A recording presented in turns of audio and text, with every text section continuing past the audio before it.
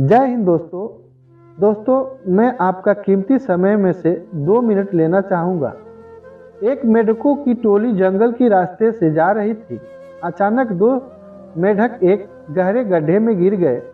जब दूसरे मेढकों ने देखा कि गड्ढा बहुत गहरा है, तो ऊपर खड़े सभी मेढक चिल्लाने लगे, तुम दोनों इस गड्ढे से नहीं निकल सकते, गड्ढा बहुत गहरा है, तुम दोनों इसी में से निकलने की उम्मीद छोड़ दो। उन दोनों मेढकों ने शायद ऊपर खड़े मेढकों की बात नहीं सुनी और गड्ढे से निकलने के लिए लगातार वो उछलते रहे। बाहर खड़े मेढक लगातार कहते रहे, तुम दोनों बेकार में मेहनत कर रहे हो, तुम्हें हार मान लेनी चाहिए, तुम दोनों को हार मान लेनी चाहिए, तुम नहीं निकल सकते। गड्ढे में गिरे दोनों मेढक में से एक मेढक ने ऊपर खड़े मेढकों की बात सुन ली और उछलना छोड़कर वो निराश होकर एक कोने में बैठ गया।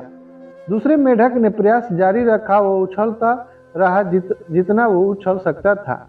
बाहर खड़े सभी मेढक लगातार कह रहे थे कि तुम्हें हार मान लेनी चाहिए, पर वो मेढक शायद उसकी बात नहीं सुन पा रहा था और उछलता रहा और काफी कोशिश के बाद वो बाहर आ गया। दूसरे मेढकों ने कहा, क्या तुमने हमारी बात नहीं सुनी? उस मेढक ने इशारा करते बताया कि वो उनकी बात नहीं सुन सकता, क्योंकि वो बहरा है, सुन नहीं सकता, इसलिए वो किसी की भी बात नहीं सुन पाया। वो तो यह सोच रहा था कि सभी उसका उत्साह बढ़ा रहे हैं। कहानी से सीख मिलती है दोस्तों कि जब भी हम बोलते हैं, उनका प्रभाव लोगों पर पड़ता है, इसलिए हमेशा सकारात्मक बोलें। दूसरा, लोग चाहे जो भी कहें, आप अपने आप पर पूरा विश्वास रखें और सकारात्मक सोच रखें।